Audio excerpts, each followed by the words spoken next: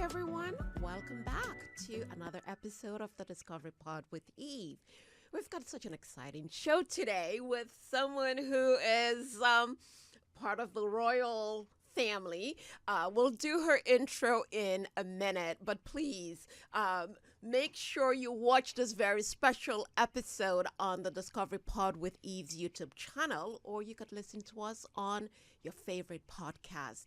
I am joined today by my co-host, Melissa Neith-Smith, whom you saw from season 1. It is so great to have her back. Melissa, it's been a while. It has. Welcome back. I'm so excited to be back. It is great. Thank you for having me back on the show. Of course. So, I think I said something yesterday about last December. We were sitting in my house and we're basically eating tiny little apple pies or something.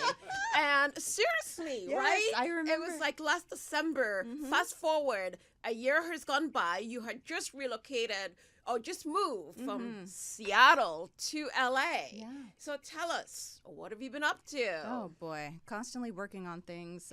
Never a dull moment, especially in Hollywood. Been busy. Been working on projects. Been going back and forth to Seattle. I'm just grateful. And I haven't seen you. It's been I saw you about 5 weeks when you guys came over with Jeremy For dinner, Miller yes. For dinner, right? Yes, But yes. it feels like it's been a while because I was in London and then I was in Fiji. You've been traveling. And then we've got a project that Yes. I wrote and that we're going to be working on together Yes. in Colorado. So excited for So this. excited. What the name of it? I can't even. Oh my gosh, I don't think we actually settled on a name yet, did we? It was like it was tentative. Dreams, and it's such a great Yes, story. it really is. And it really is a story about how, besides all the struggles I went through last year, but then getting to meet her and we're both going through this. So it's going to be a great story. It And I is. can't wait for us to start filming in Colorado sometime Next year. Next year. Yeah, 2025, and it's coming up so quick. Awesome. Even though I don't know when this episode is going to air, but we're in the holiday season. We so are. before I introduce... And you look gorgeous and festive today. But you I love it. You know, too. I had to throw on a little bling. But we're you know, supposed to just be a little going out later tonight. Absolutely. So which you totally forgot about. I did. So I'm mad because I told I'm you about this sorry. a few weeks ago. It's We have a crazy. date It's later been insane. tonight. It's been insane. So, okay, but in a We good will way. talk. Okay. Yes. So, before I introduce our special guest, what are your Yes. plans for the holidays? Well, I'm going to try and go home to Seattle. Cross your fingers for me. We'll see if it happens or Oh not. my goodness. You know? I am going to be so happy for you because going back last Christmas Eve, she was over at my place. I We were was. having dinner and Matt, her husband, Yes. was home alone. Yes. And so I am going to be so happy if you get to go home. I cross your fingers for Awesome. me. Well, great segue into introducing our very special guest. Ladies and gentlemen, it is an absolute honor to host our special Ratu Muda Princess Karen Cantrell. She's head of the Royal Society of St. George, California chapter. Oh, she is a true visionary, humanitarian, advocate for global change, from her tireless philanthropic efforts across the globe to her distinguished roles at the United Nations and beyond. Princess Karen embodies a life of service, compassion, and purpose. Her journey is an inspiring testament to resilience, leadership, and unwavering commitment to making the world a better place. Princess Karen, it is so good to have you on the Discovery Pod with Eve. Welcome. Thank you. Thank you so much. I'm so honored to be here. Oh, wonderful. So the first question that I'm going to ask is, what is Ratu Muda? If I'm pronouncing it correctly, sorry. It's an Indonesian title. It's called Ratu Muda, which means tiny princess.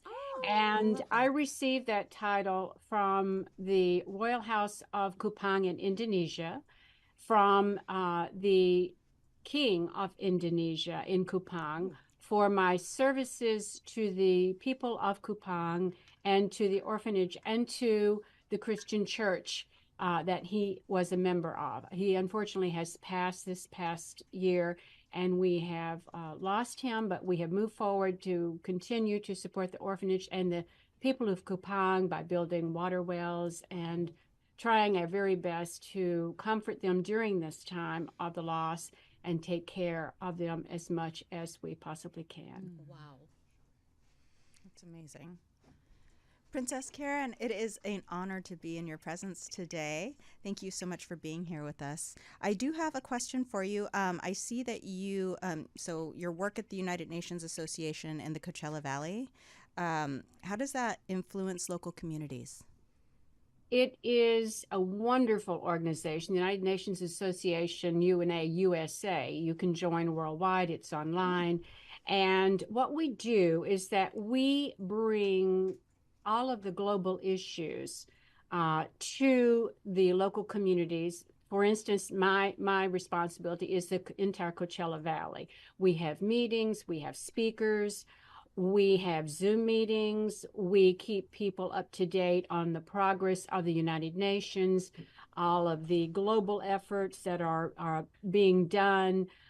We have the capacity to bring forward native speaking people who can translate into different languages to support the local communities. Who we have a Muslim community here, we have Christian, we have Jewish community here. So for people who are not capable or able at this time to understand the English language, we have this diverse global community effort through the UNA, UNSA, and provide the translation for them. Wow, that's fantastic. amazing. So, what is the most profound lesson that you've learned while working with children and communities in Kupang, Indonesia? It is the biggest lesson that I've really learned is to be grateful. Wow. And to watch those individuals who receive assistance to be grateful. Now, we have a propensity to want to help everyone. And we must also understand that they may not want all the help you want to give them. So I have learned a great lesson in that, being grateful to be able to communicate with them and find out truly what their needs are and go over a listing with them of how can I really help you.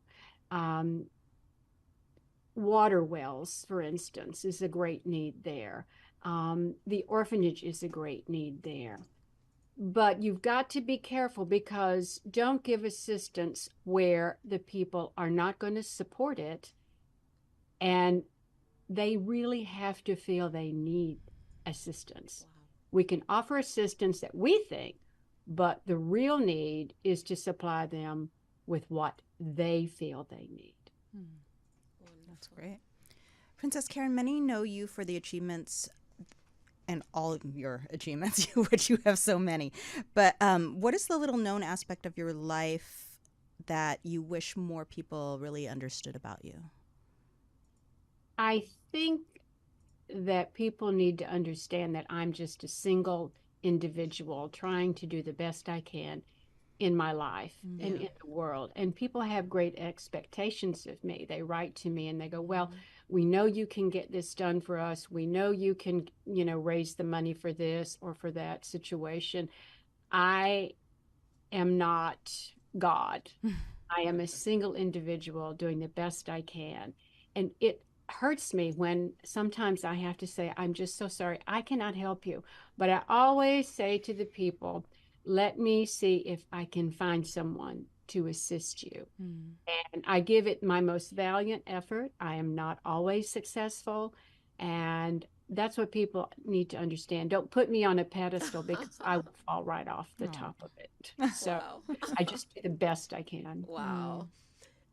So Princess Karen, as Vice President of Content and Acquisition for the American Television Network, what unique stories are you passionate about sharing with the world? All the humanitarian efforts. Right now, American Television News Agency is located in New York City, inside the United Nations. And Ahmed Fati is the journalist and owner of the ATN, American Television News Agency.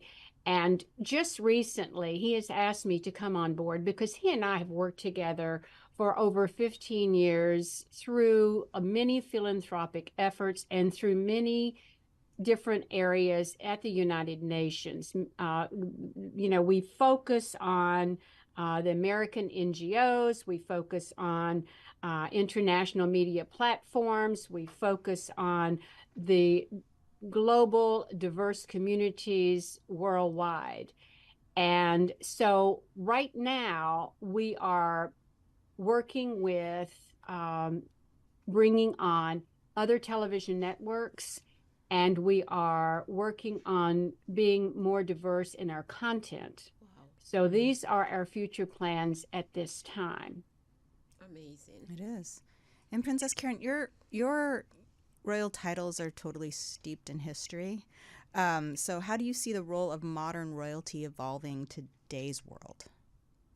In today's world, people must understand what nobility means. Mm-hmm. It means to be noble. Mm-hmm.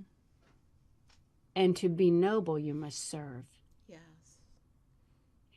If you have a nobility title, you have a huge responsibility to serve people.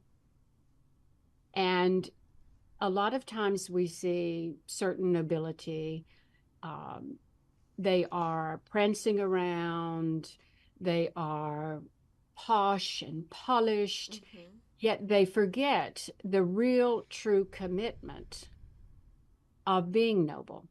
Mm-hmm. That is putting yourself back and putting others forward. Wow. So I watch that with a very discerning eye, and it is a little disheartening to see so much publicity given to those individuals who are, in my opinion, social climbing and not doing the job that they should be doing. Wow. Wow. So, Princess Karen, another question. The icon of peace is a remarkable honor. How did receiving it impact your perspective on peace building? I was shocked when Apanita Chachana from Thailand contacted me and informed me that I had been given the Peacekeeper Icon Award. It was presented to me. They flew from Thailand to a Royal Society of St. George, California, beautiful event that we had at Casa del Mar in Santa Monica. Mm-hmm. And I was quite stunned. It happened very quickly, 2 weeks prior to the event. And what I had done working with, and let me say this over and over again, with many others, it takes a village. It's not just me as an individual. Yes. It takes globally. It takes all of us coming together with the same mindset. And we had decided months ago to do a project with water. And I had worked with Prince Ermas Haile Selassie, building water wells in Ethiopia with my husband for over 25 years. Mm-hmm. So water is a big deal for me. You must have food, you must have water, you must have shelter. So Apanita agreed that we would do a water project. And she is a very strong woman. She is loved by everyone in Thailand. And she and I decided the water project. So she was able to have over 1 million bottled waters produced and given out to the needy in Thailand. Wow, that's incredible. So that was one of the projects that we did for peacekeeping. You cannot have peace. You cannot bring peace into the world unless you understand people and you listen to what they need. If you really listen and you're sincere and you reach out to them, they needed water. They needed help with that. Wow. So she is brilliant. And we brought this water project to fruition in Thailand, and it was distributed throughout. Oh, that's amazing. incredible. So- amazing. Oh my God. If I'm trying to be a diplomat, if I'm trying to bring peace, I have to understand the people, the real people, not what some aide has told me. Yeah. I have to look at it myself, and really you've got to have people on the ground knowing what the real truth is. Because as you know, there's fantasy out there on the Yes. internet. Oh, yes. Absolutely. So the real truth, you must find out first. And then you must seek the right individuals to assist you. You know, we prayed about this. I make no mistake about it. I'm a Christian. I'm proud of it. Oh, yes. And I That's brought wonderful. prayer into this whole event. Now, they are different. They are of a different faith. But just because we are of a different faith, that does not mean that we cannot work together for the good of all the people. Not only people, but animals as well, the planet, Yes, I love the that. global goals. And I find that inspires me, and it makes me be a better person when I'm able to give a little bit Yeah. to the world. That's fabulous. I love that. That's very powerful. Very. It's a very powerful thing. In your advocacy for social justice, what issues are closest to your heart and why, Princess Karen? Oh, women's issues, of Oh, course. okay. Women's rights, women's issues. Yeah. The custody and care of female children, that is very, very close to me because their representation is very low. Their expectations in a lot of the countries are low. They need education. They need medical assistance. They need to just be assisted with knowing that they have true value. Yeah. A lot of times these young girls and women have no say-so in anything. They can't drive cars. Wow. They cannot get educated. Their self-worth is zero. So that is something that is very important to me. I was reared in South Carolina, and I have seen so many times where, not just picking on South Carolina, but the southern states, where women were not well thought of. They were wives and mothers, and that was the only thing that they were thought about that they could do, that they have to be a wife, they have to be a mother, they have to raise their children. And there's nothing wrong with that because we certainly need that. But for those young women who wanted to be more, it was very, very difficult for them. And we needed to educate them as well. And that's when I started the South Carolina Women's Political Caucus. I brought Gloria Steinem to South Carolina, Bella Abzug. And at the University of South Carolina in Spartanburg, South Carolina, we began to have the South Carolina Women's Political Caucus, teaching them they had every right to vote, showing them skills, how to navigate political arenas. And I'm happy to say that it worked very well. Wow. I'm going to piggyback on that same question.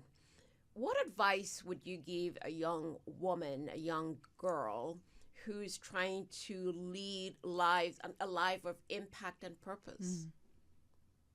To educate yourself. Wow.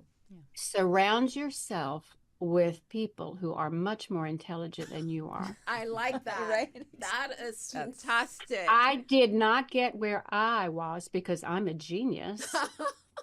Believe me, I surrounded myself with more intelligent people and I listened to them. Wow. And I tried to learn from them. And I took classes on everything that I wanted to learn from the internet, or if I could have a class locally in my community. You know, a lot of technical colleges, a lot of, colleges that are in your communities, um, even your SBA, your SBA loan departments have educational facilities available for teaching women how to get their own business started. You've got to seek out truth. You must be educated in the things that you want to do. Wow. And I learned at a very early age to listen to my elders. Wow. Yeah. And watch what other people do. You know, people talk. I did this and I did that and I have this. Or you look at people and you go, my goodness, you know, they're so tremendously successful, but they didn't even graduate from college, or they didn't do this or they didn't do that. How did they become so successful? And I listened to them. I tried to go to, you know, a lot of the cities have town halls where they have great speakers. Your politicians that are running for office, watch them, watch who they associate with, see what they're doing for the individuals.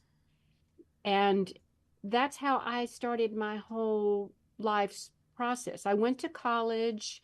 I just kind of broke away from school. My mother had a heart attack and I had to leave school and help support our family. And it didn't hurt me 1 ounce. Wow. It made me a better person. So being diligent in your goals, writing your lifeline goals down, reviewing them on a monthly basis, see where you're navigating yourself, who you're associating with is also very huge. You'll find people, as you both well know, that you think are really going to encourage you, but in the reality, they don't. Sometimes they're jealous of you. Sometimes they want what you have. They don't tell you the truth. I have seen a lot of that go on. And you have to decide that you are your own master of your own fate. And if you fail, it's because you listened to the wrong people or you did not have the discipline That's to beautiful. get a hold of yourself and reach your goals. Yes, Eve and I have had those conversations many times, haven't we? Yes, many times. So that really hits the nail on the head on that one. So how has the digital age, do you feel, has transformed the way you engage in philanthropy and in your global activism? Well, I have sort of disregarded the digital age. I am a traditionalist. Okay. So I have found so much false information, and people are just so tired of, they're just worn out with passwords and signing in and out. And, oh, we can't send a handwritten letter. We have to do everything with email. And, you know, you just lose your ability for human contact. I am a great one for human contact. I pick up the phone and I talk to people, or I will write you a letter and send it to you, or a card. I like that.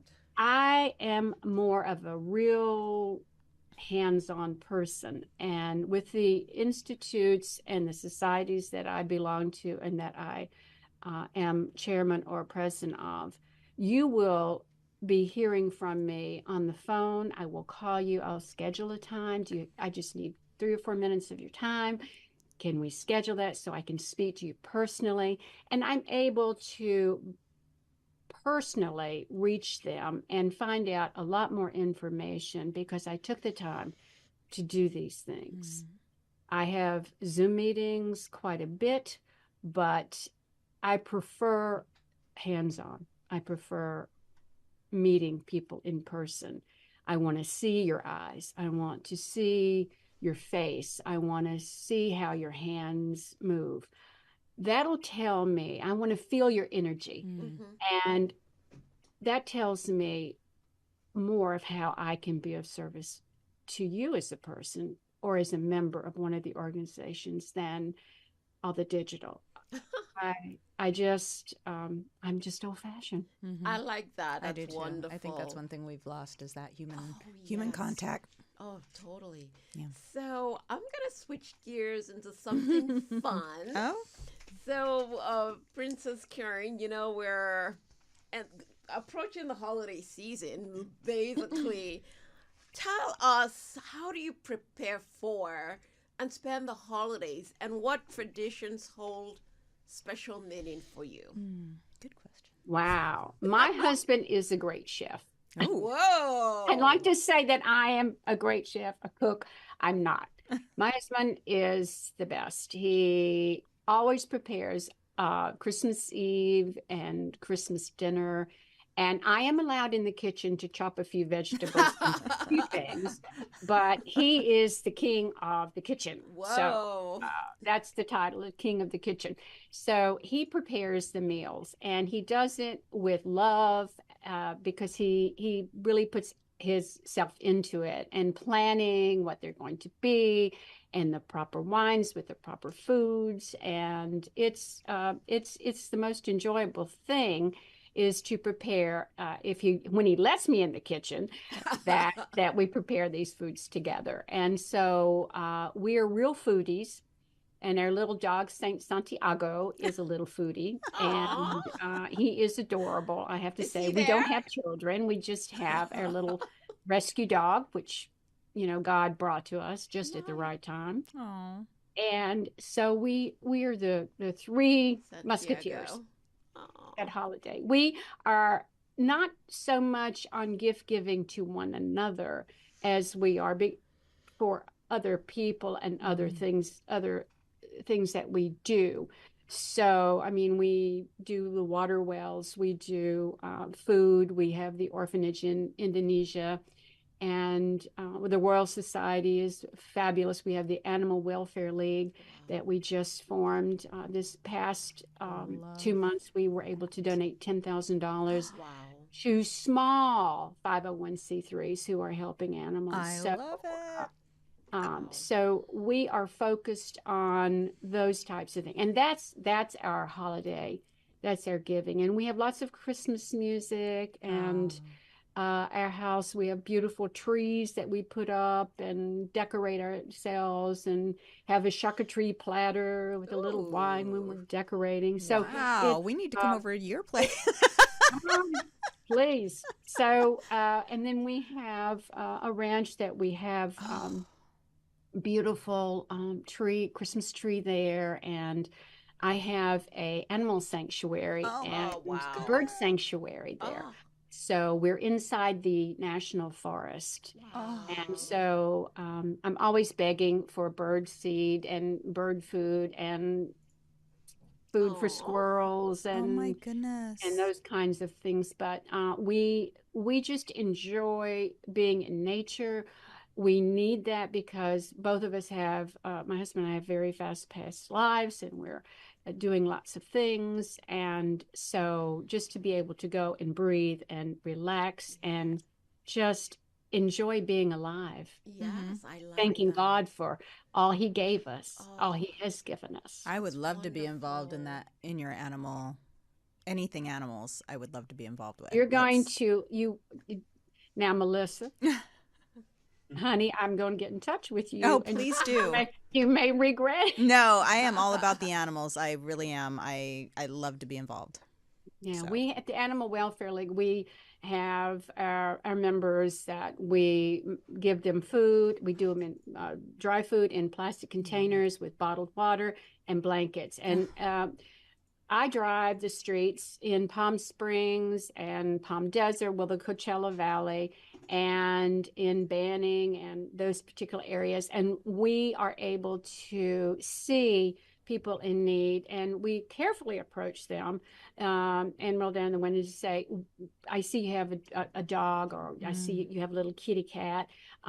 We have some food if you would like for us to give you some. We have a bag, we have water, that once the animal eats the food, you just take the lid off and pour the water in, and then you can give your animal water. We also have, now that it's getting cold, some blankets, and then we also give them cash money Wow. Fabulous. for them to have a meal themselves. Because more than once have I seen a homeless person take food and give it to break their it in pet. half, and they give it to the dog, half the Yes. dog, and they'll eat the balance. Yes. And we have never, thank God, had anybody become violent with us. They've always been receptive because they know, they said, you're not trying to take my dog, are you? And I, no, I'm just want to give you these things to, you know, to help you. And then we have a list of animal shelters and shelters on a card that we give them to say, if you need help, then here's some places that you can call. It's just a one-on-one. It's not a big project that we do. We don't have hundreds of people. We have maybe 30 people, but that's 30 people doing 30 more things than not doing them. Incredible. Yes, to help. amazing. So it's just a labor of love, you know, for us. Wonderful. That really hits home for me. I love that. Oh, yeah. Okay, so 2025 is like running up behind us so quickly. So what are some of your projects or, or initiatives that you're excited to share with us? Well, we were just speaking about the Animal Welfare Yes. League. We're going to, our main goal with the Royal Society of St. George, California, is to increase the awareness of the Animal Welfare League and to bring it to greater heights, because we have found, you know, you have a lot of large animal humane society, a lot of people helping animals, but you see the figures that these CEOs make, and it's appalling to me. We don't keep 1 cent. And so that was our whole premise, was to not give to the larger humane societies or the which we have done in the past, but we wanted to refocus from that to smaller ones, and especially in horse rescue, animal rescue, cats, dogs, horses. Now there is a huge wildlife reserve that we also donate to here in the United States. So we realize we need to do our homework and start organizing how much money, budgeting how much money we want to raise and what we can do for the Animal Welfare League to continue. A lot of the horses come off the racetracks and they are dumped, and a lot of people unfortunately are under horrible financial straits. They don't have the funds to continue with livestock. That would be cattle, lambs, donkeys, horses. And so we want to be able to assist the smaller rescues, because they are located in the communities and they can see what's happening. And they will bring in animals where people just say, I just can't feed them anymore. I love them, but I can't feed them. And that's what happens with a lot of horses, which is so disheartening. People sell them for horse meat. They go to kill pens. I am 100% against kill pens, and I am 100% against the sale of horse meat to Canada and Mexico. So that's where my focus for the Royal Society is. And also with the Royal Society, which I love so much. I've been the chairman for 8 years now. We want to focus on rewarding people and acknowledging people for their service to mankind. Wow. And we do that through the presidential awards, Yeah. and we do that with the United Nations Association Humanitarian Awards, and we also do that with Medal of Honor. And the last but not least is the King Charles III Leadership Award. Incredible. So we have people write to us, and they nominate people, and our board reviews that. And in April, we celebrate St. George's Day, That's and that wonderful. is when we give out these awards. Wow. So I'd love to have both of you attend. Awesome. I would Thank love you. it. You'll be my guests. I would Thank love that. Thank you. you so much. So, a lot of people know you for all of your wonderful achievements. What is one thing that you wish people knew about you that no one knows about? It's a secret. I'll never tell. I don't really have an answer to that. I'm pretty much an open book, you know. I think people, people see you and they either like you or they dislike you, or they want to be you, and it's like you need to be your own self, because you're just as great as anybody else, you Yes. know. There's no one better than anyone else. Of course. I like that I do too. response. Yeah. I do too. One other thing that I would love to know is you're such a busy person. How do you balance your royal responsibilities with making some personal time away from all of those charities and all the work that you're currently doing? I don't take phone calls after 4:30. Wow. Or before Okay. Roger, 8 I'll write this p.m. down. No Roger, phone calls No phone calls after before 8 a.m. or at 4:30. Wow. Nothing. No phone calls, no texting.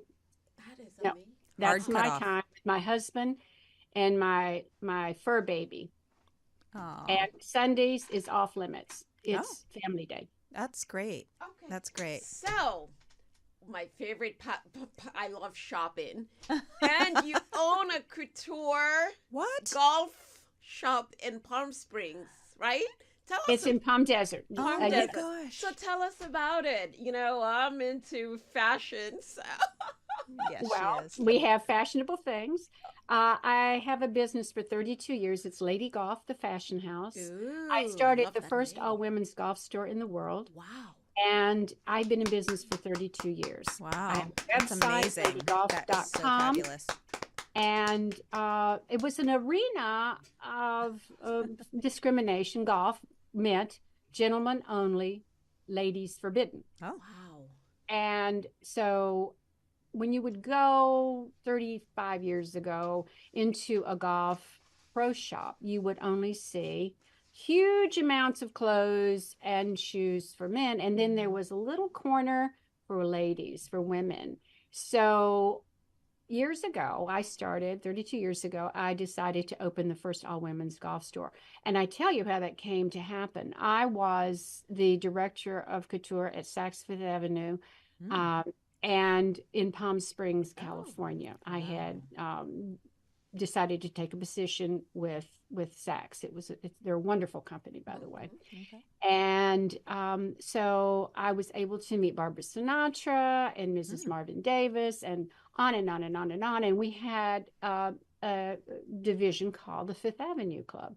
And it was couture, and it was the beautiful ball gowns, and Wow. we fashion shows, and it was like fabulous. And in Los Angeles, gorgeous, Isaac Mizrahi, all these wonderful, Bob Mackie. We had Wow. these wonderful fashion shows, runway shows, and the people were fabulous. So I met all of these wonderful ladies, and they all were golfing, and they said to me, can you find me some decent golf clothes and shoes? Because I go over to my country club and it's white shorts and these little white shoes, and the men have everything, the cashmere sweaters and the luxury items. And I thought, well, this would be niche marketing. It would be something I would want to do. So I thought about it for a couple of years and then decided to stop working. I went to Europe and studied food and cooking and wines and champagnes. And then I came back and took a map, closed my eyes. It was of the Coachella Valley, and put my finger down. It was Rancho Mirage. And I looked at the map and I said, wow, okay, Rancho Mirage, California. It's a playground of the presidents. There are 30 golf courses here. How could I not be successful? I had the fabulous couture clients at Saks Fifth Avenue who wanted to play golf and who did play golf, but they wanted special clothes, special things. So I had been back and forth to Europe many, many times, met a lot of designers. And so this is how it started. And I started sourcing out beautiful golf clothes for women. And wonderful. Shoes, Italian shoes. And that's how it started. Incredible. So we're down to the last 3 minutes. If you could have dinner with anyone dead or alive, who would it be and why? I would say Gandhi. Oh, I like that. Wow. I would say Gandhi. Oh, wow. And it's pretty self-explanatory. Yes. Peace without violence. Beautiful, Princess Karen. It's been an absolute privilege having you on the podcast. Your life's work is an inspiration to us all, and your dedication to humanity is truly remarkable. Thank you for sharing your wisdom, insight, and experiences with us today to our listeners. Gosh. Even Melissa, thank you. I'm so thankful to have met both of you. And you're both incredible women. Thank you. I'm honored to be in your presence today, and I thank you. Thank you, Princess Karen. So this has been an amazing, Melissa. This is a great way for me to start back on this podcast. My goodness. I couldn't have been more honored. This is incredible to our listeners. Thank you all. Roger Neal, thank you for producing. Jamie over there, thank you. Thank you, Princess Karen, again for joining us. Please let us know any way we can help. Hello, ladies and gentlemen, please remember to watch this very special episode with Princess Karen on the Discovery Pod with Eve's YouTube channel, or you could listen to us on your favorite podcast platform. Please join us next Thursday at 12 p.m. Pacific time. You never know who's gonna stop by. Again, thank you so much, Princess Karen. I don't know when this episode is gonna air, but happy holidays to you, Santiago, and your husband. Thanks everyone again for listening. Bye. Thank you, Roger. Thank you, Jamie. Bye. Bye. Thank you.